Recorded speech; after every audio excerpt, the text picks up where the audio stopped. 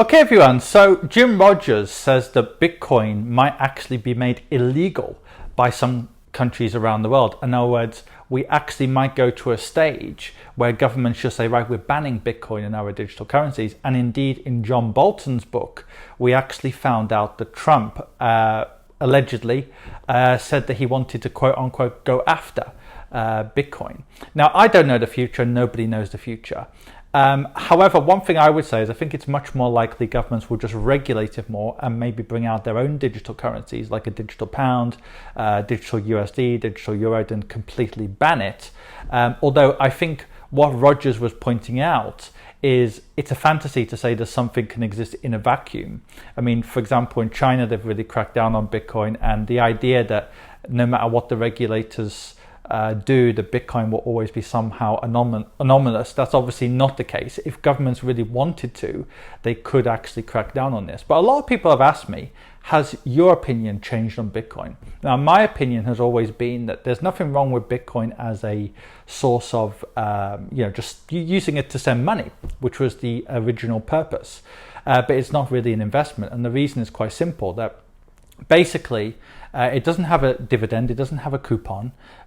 It's just based on, you're just hoping that the person who comes after you will pay more than you paid for it. That doesn't mean they won't. There's a chance if you buy Bitcoin today, it could go up 10, 20, 30% in the next day or two, or double, triple in the next year, or go down by hundreds of percent the next year. I'm not saying it's going to go up or down, but merely it's a speculation.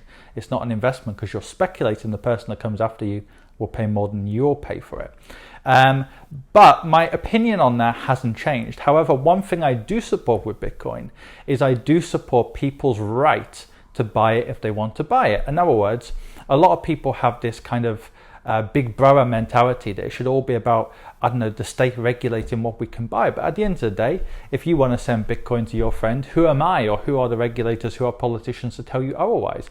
As long as you know the risks involved in buying Bitcoin as an investment, who is anyone to tell you otherwise? And I do completely understand why in the world we live in today, where, let's face it, politicians aren't really trusted at all. I saw a study done in the UK where basically nurses were the highest trusted profession. I think something like 92% said they trusted nurses, and doctors and engineers to a certain extent were high up.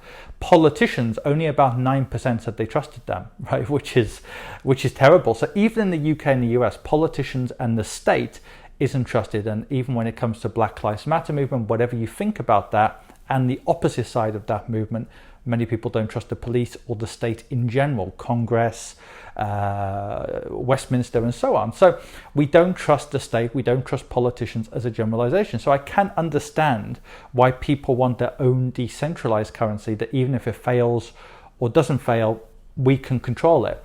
But that doesn't make it an investment though. That makes it fine for just sending money to person A or person B, but it doesn't necessarily make it an investment at all. But I think what we will see in the coming decades is this move towards more decentralized ways of doing business.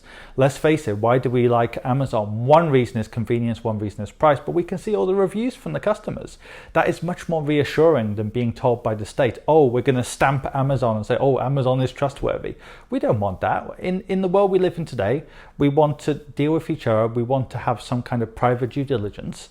And I think this kind of thing will grow not just in finance, but around the world, where a lot of people are going to say, you know what, I don't trust politicians, I don't trust the regulators, I don't trust the state, I trust our people.